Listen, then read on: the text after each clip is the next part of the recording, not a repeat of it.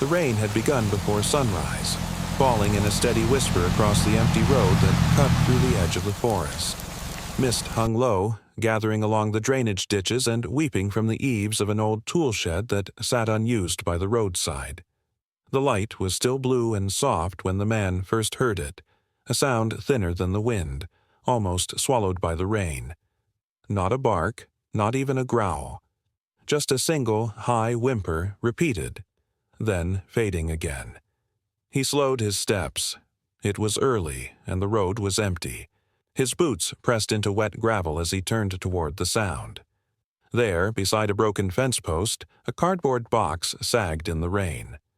One edge had collapsed in on itself, and the rest had begun to soften with the water. A piece of plastic flapped against it, barely clinging to the top as a makeshift cover. The man crouched, brushing back the wet cardboard. The smell hit first, sour, damp, and earthy. Inside, curled tight into the corner, was a dog.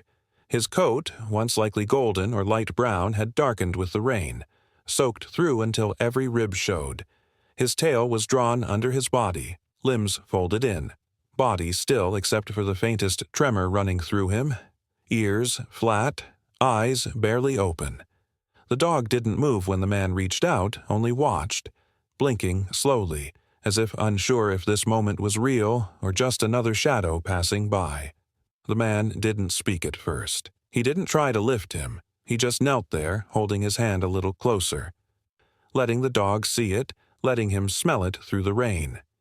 "It's okay, boy," he murmured eventually, his voice barely above the rainfall. The dog's ears twitched. He didn't growl, he didn't pull away, but he didn't move forward either. A few minutes passed like that. Long, patient minutes. Then the man shrugged off his jacket slowly and laid it beside the box.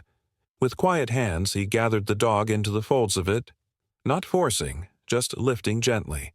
The dog was light. Too light.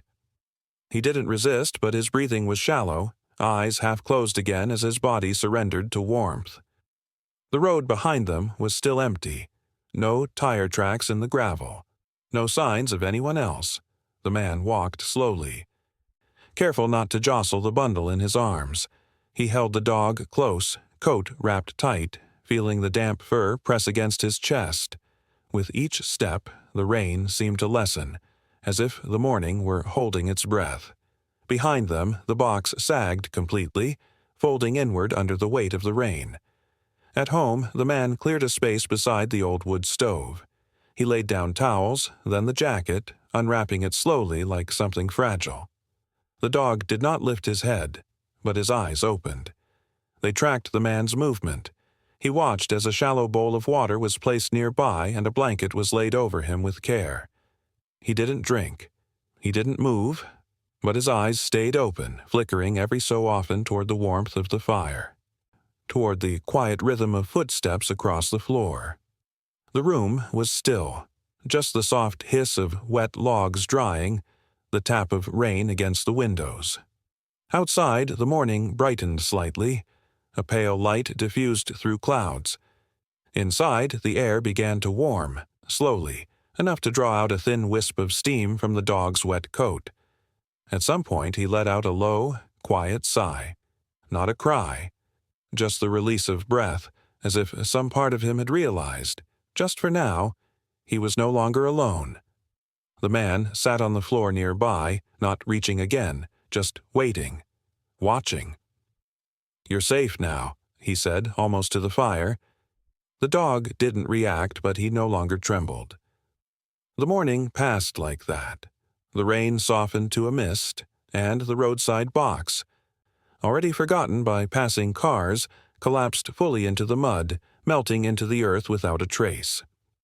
The man drove slowly, one hand steady on the wheel, the other resting gently on the bundled jacket in the passenger seat. It was still damp from the rain, and beneath the folds the dog lay silent. He hadn't moved since being lifted from the box, his body curled in on itself, head tucked low. His breathing was shallow but steady, the rise and fall barely visible beneath the coat. His eyes opened occasionally, flickering up at the man, then back down, He didn't fight. He didn't whimper. He simply watched, not with trust, not yet, but with the vacant stillness of an animal too tired to hope. Outside, the road wound through farmland and fields gone pale with early autumn. Trees bowed under the weight of the rain, leaves trembling gently in the breeze. Fences stood leaning from old age, wire rusted and lined with rain-soaked moss. It was a quiet part of the world, one that didn't often see strangers or the rush of sirens. Just long stretches of road and the occasional crow cutting through the gray sky. The man lived at the edge of it all, a small home tucked behind weathered trees, just far enough from the road to hear only the wind and the calls of night birds. When he pulled into the driveway, he didn't hurry. He turned off the engine and sat still for a moment, hand resting on the dog's side. There was warmth now, faint but present. Held between cloth and skin. He spoke quietly. "Let's get you inside." Inside, the house was quiet. Wood floors, faded walls, a space that bore the signs of one life lived simply. Boots by the door, an old kettle on the stove, a blanket folded across a worn armchair. The fire hadn't been lit since the morning, but the man moved to it now, stacking dry logs and coaxing a low flame to life. The warmth spread slowly, softening the air. He laid the dog near the stove, careful not to startle it. The coat was peeled back, inch by inch, revealing the full thinness of the animal beneath. Patches of fur were missing. The skin beneath showed small cuts, some fresh, some older, healed over in the raw way of an animal who'd learnt to hide pain. The dog's limbs remained drawn close to his body, tense. When the man brought over a bowl of water, the dog only watched it, too weak or too uncertain to move. He gave him space, stepping back, settling into the armchair just a few feet away. There was no television, no noise, only the ticking of the clock on the wall and the soft crackle of fire catching the dry bark. An hour passed, then another. Still, the dog didn't sleep. At one point his head lifted, not fully, just a tilt, his ears twitching toward a sound in the distance. Perhaps a bird call. Perhaps nothing at all. His body flinched with the motion, legs trembling before sinking back into stillness. But his eyes remained open, locked on the man, not blinking, not afraid. Just watching, as if waiting for the truth of the moment to reveal itself. That night, the man laid an old blanket on the floor near the fire and slept beside him, not touching, only present. It was a kind of presence that asked for nothing and offered no demands, no coaxing. He simply stayed. The dog did not move closer, but his eyes closed for the first time. The sleep was restless. He stirred often, legs twitching, breath quickening and then slowing again. But he slept. In the early hours, just before dawn, the man stirred to the faintest sound. A soft lap, barely audible. The dog's head was lowered toward the water bowl, tongue flicking against the surface. He drank only a little, then lay back down, this time with his head turned toward the warmth of the fire. His body, while still curled, had begun to unfold. One leg stretched slightly forward, his side rising in a steadier rhythm. For the first time, the man reached out and let his hand rest nearby. He didn't touch him, only placed it palm down on the floor, close enough for the dog to notice but far enough not to press. After a moment, the dog's nose lifted slightly, his breath warming the space between. "You're okay now," the man whispered. There was no sound in return, but the dog didn't flinch. His eyes blinked slowly, the lids heavy with exhaustion. Then he laid his head down, and this time didn't move again for hours. Outside, the rain had passed. The trees stood still, heavy with water. A low fog stretched across the field behind the house, touched with early light. The world was quiet. And in the calm of that morning, a dog who had known only fear and hunger lay on a blanket near the fire, wrapped in the silence of gentle presence, breathing in the slow rhythm of survival. The first few mornings passed in silence, broken only by the rustle of kindling or the soft creak of floorboards beneath the man's feet. The dog stayed close to the fire, still wrapped in the old blanket, resting in a nest of warmth and patience. His body, though fragile, began to loosen from its tightly held shape. He lay with his head resting on his paws now, no longer tucked in fear, and when the wind picked up outside, his ears twitched but didn't flatten. There was no sudden startle, only quiet notice. His ribs still pressed visibly through his sides, a map of thin lines beneath sparse fur. The healing was slow, not just in the body, but in whatever place inside had once believed in danger. The man didn't rush it. He moved gently in the space they now shared, stepping around the dog with careful awareness, speaking only when necessary, and always in a low voice. Each gesture was measured, refilling the water, folding another blanket nearby, placing food a little closer each time. The first time the dog ate, it was cautious. He didn't move when the bowl was set down, only waited. It was nearly dusk, the fire long since burnt low, when his head lifted from the blanket. His nose quivered at the scent, and he rose slowly, his front legs trembling slightly beneath him. His body remained low to the ground as he stepped forward, but the movement itself was enough to mark a turning point. He reached the bowl, sniffed, and began to eat, not with hunger's urgency, but with a quiet, steady need. The man didn't watch directly. He stood at the counter, pretending to busy himself with the kettle, allowing space without expectation. When he glanced sideways, the dog had returned to the blanket, licking his lips, then resting his head again with eyes half closed. The moment passed with no announcement, no reward, but in the stillness that followed, the room felt different. Less like recovery, more like beginning.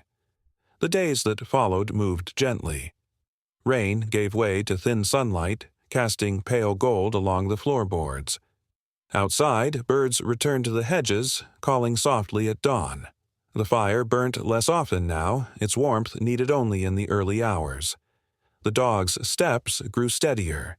He moved to drink without hesitation, and when the man approached to clean around his resting place, the dog no longer froze. He simply watched, eyes alert but not afraid. One afternoon, the man opened the back door, letting the breeze move through the house. The dog lifted his head at the sound. His ears turned first, then his eyes followed the motion of the open door. He didn't rise, but his body shifted forward slightly, and he sniffed the air as it moved across the room. The scent of damp earth, of drying leaves, of something beyond walls. His nose lingered there for a long time. Later, while the man sat near the window mending an old collar, the dog stood and walked to the edge of the rug. His steps were hesitant but without fear. He stood there for a while, simply watching. His eyes tracked each motion of the man's hands. His ears perked when thread slid through leather. It was not trust, not yet, but awareness, a recognition of rhythm, the pattern of one life beside another. That night the dog didn't sleep as deeply. He shifted often, sometimes lifting his head to look around the room, then settling again. Once, in the middle of the night, the man woke to the sound of nails tapping lightly across the floor. The dog had moved. Only a few feet, but enough to show change. He now lay near the base of the armchair, close enough to feel warmth, but far enough to still retreat if needed. The following morning, the man knelt beside him to adjust the blanket. The dog didn't pull away. His body remained still, eyes meeting the man's for a brief second before drifting shut again. There was no sound between them, but something had shifted, a soft thread of trust drawn from silence. "You're healing, boy," the man whispered. As the week passed, small signs continued. The dog's gaze followed the man from chair to window, from kitchen to table. When he stood, the dog's ears lifted. When he crouched to refill the bowl, the dog sat upright, alert but calm. These were not gestures of affection. They were the slow acknowledgments of presence, the kind that can't be forced, only offered and received. He still flinched at sudden sounds. The crack of a dropped spoon, the creak of a closing door, but each time he recovered faster. His body, once so quick to shrink inward, now held its shape. Thin, scarred, but standing. On the 10th morning, the dog walked to the door on his own. He stood there, waiting. The man noticed and, without a word, opened it. The dog didn't step outside, only looked. The sun touched his face and he sniffed again at the air. Then he turned back, walked to his blanket, and lay down, the tip of his tail brushing lightly against the wood floor. Outside, the season was beginning to turn. The leaves had started to shift from dull green to hints of rust and gold.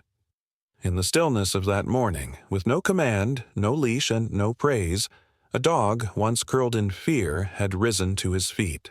And though his body still bore the map of what he'd survived, his eyes no longer searched for escape. They followed gently toward the light.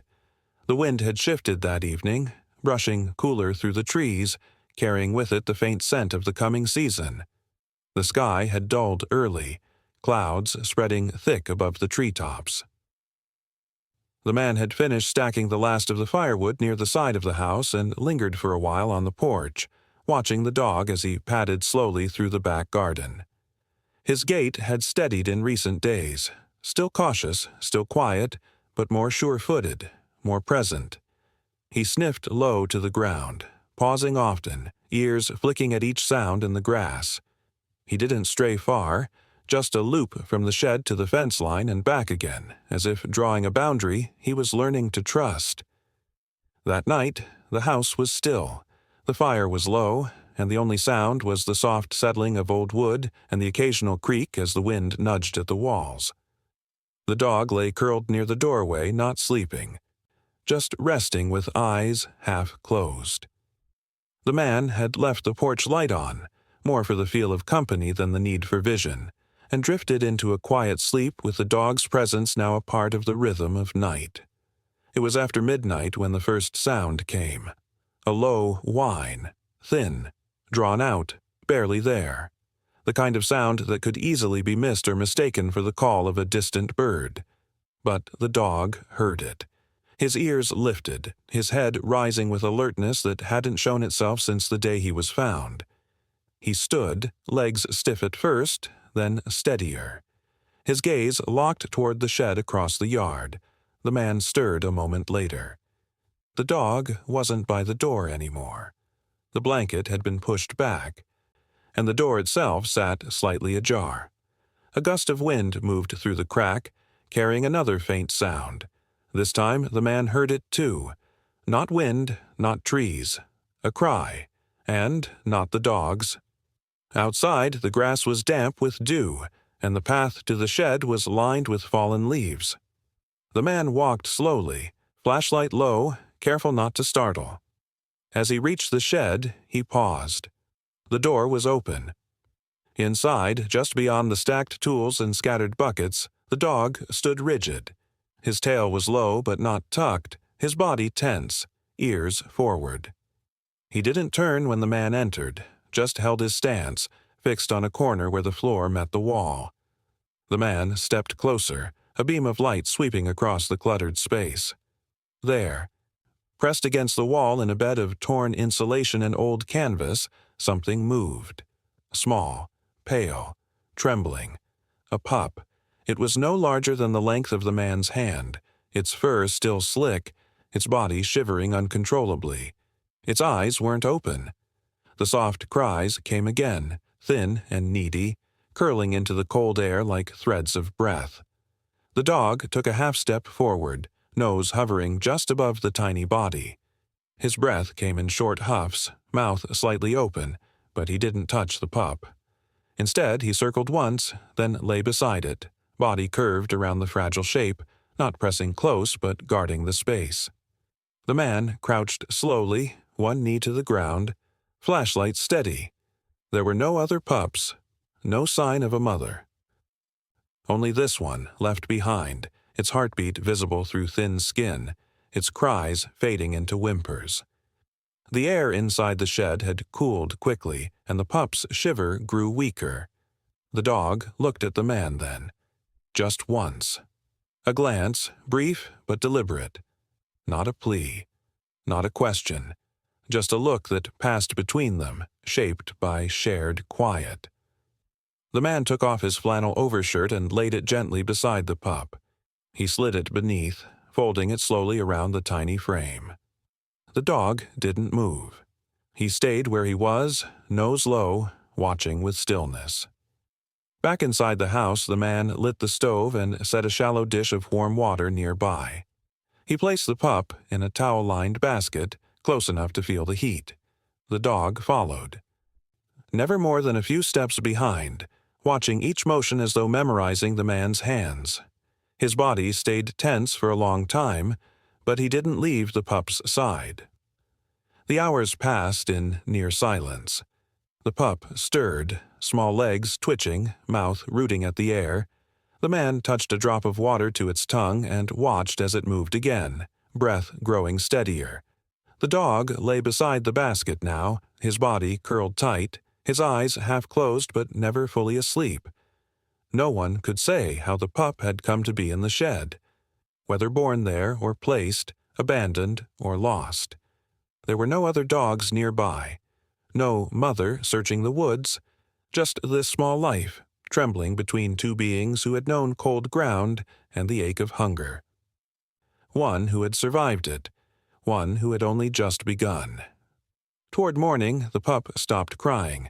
It lay still, breath light but steady, head resting in the crook of towel and flannel. The dog rose, stretched stiffly, then lay again, one paw now resting gently against the base of the basket. The man sat nearby, hand wrapped around a cup gone cold long ago, watching the two forms. One small, one quiet, both carrying something fragile. He whispered just once, voice hoarse from sleep and stillness. "You weren't alone after all." Outside, the wind shifted again. The trees swayed gently, their leaves rustling low like water moving across stone. In the dim, early light, the edge of the forest remained quiet, the sky still holding back the day. But inside that small house beside the old stove, something had changed. Where once there was silence and caution, there was now breath shared in rhythm, bodies warmed by nearness. And beneath the soft weight of a wool blanket, life continued, not with noise or sudden joy, but with the hush of survival and the quiet return of belonging. The weeks that followed passed in the quiet way time moves when nothing is rushed. Each day began with the same softness, pale light through the windows, the gentle creak of floorboards, and the sound of small paws shifting in blankets. The pup, once too weak to lift its own head, now stirred with energy, legs fumbling forward in awkward, bounding steps. His body filled out slowly, ribs disappearing beneath a coat that had begun to shine. His ears grew faster than the rest of him, always slightly tilted in curiosity, always reaching for sound. The older dog watched over him with a kind of attentiveness shaped not by instinct alone, but by something earned through closeness. He stayed near when the pup cried, guided him away from the fire's edge, and waited beside the door until the pup had followed. Their movements grew synchronized over time, not perfect, not rehearsed, but in step enough to resemble something familiar. In the cool hours of morning, the pup followed the dog to the garden, where they nosed through the brush and turned toward every new scent. The older one no longer looked over his shoulder each time. He knew now that he was not alone. The man, too, had changed in quiet ways. His steps held more pause, his hands more purpose. He had never given them names, not out loud, and yet the dogs responded to his presence as though his movements spoke more clearly than words. He let them lead when they wished and followed only when needed. He didn't call them back. He trusted they would return. The house, once heavy with stillness, had become a place of shared rhythm, three beings living not in command of each other, but beside one another. The pup grew faster than expected. His legs carried him farther each day, and he tested his strength in circles around the yard, tongue lolling, tail lifted with excitement he didn't yet know how to temper. The older dog watched with the calm of someone who had once needed to learn this same body, who had once feared every noise and now stood with quiet confidence at the edge of it all. The man began leaving the back gate open. At first, the pup would stop at the threshold, waiting. The dog would go first, not far, just enough to show the way. They wandered together into the field beyond, where tall grasses brushed their bellies and wind moved in gentle currents. Sometimes they would lie in the sun, still and unbothered, until the man called them back with a whistle too soft to carry far. But it was always enough. By mid-autumn, the forest beyond the field had begun its slow exhale, leaves turning brittle at the edges, air sweet with decay. The light slanted differently now, casting long shadows that moved slower across the ground. The pup had grown strong. His body, once fragile and trembling, now carried muscle beneath his coat. His steps no longer stumbled. His play had softened into awareness. One morning, before the sun had fully risen, the man stood at the edge of the back path. The air was cool, but not cold. A golden haze lingered across the field. The older dog sat beside him. The pup stood a few feet away, nose lifted toward a sound only he could hear. The man looked down at them both, hands in his coat pockets, shoulders relaxed. "It's time," he said quietly. He began walking, not hurried, not with purpose, just forward. The dogs followed without hesitation, one on each side. The path was narrow at first, bordered by tall grasses that bent in the wind. The earth beneath was soft, worn by the passage of deer and foxes, and marked by the scent of fallen apples and damp leaves. Birds flitted overhead. A hare darted into the underbrush, and the pup gave chase for a moment, then stopped, ears perked, returning to the man's side. They walked like that for a long while, no direction spoken, no signal given, just the rhythm of steps, the sound of wind through trees, and the crackle of twigs beneath paws. At a clearing, the man stopped. The trees parted just enough to reveal a stretch of open land, tall grasses swaying in the breeze, dotted with late-blooming wildflowers. Beyond it, the forest continued, thick and golden and quiet. The man knelt, resting a hand gently on the older dog's shoulder. The dog didn't move, only stood still beside him, eyes fixed on the horizon. The pup sniffed at the edges of the grass, then turned back, tail wagging once before stilling. "You're almost home," the man whispered. He remained crouched for a while, not looking at them, only at the space ahead. Then he stood and stepped back. The older dog moved first. He didn't run. He didn't look back. He walked with steady steps into the field, head low, body relaxed. The pup followed, close behind, matching his pace. Together they disappeared into the tall grass, their shapes blending with the sway of stems, their outlines softening in the golden light. The man watched until there was nothing left but movement, a ripple in the field, a pause in the breeze, then stillness. He stood for a long time after they were gone. Not with sorrow, not with pride, just stillness, the kind that settles when something ends as it should, without force, without delay. Behind him, the trees held their color in the sun. Around him, the world remained unchanged. But in the hush of the morning light, with the wind passing low through the grass, there lingered the quiet imprint of two lives returned to the wild, and a man who knew, deep in his chest, that something fragile had been made whole again.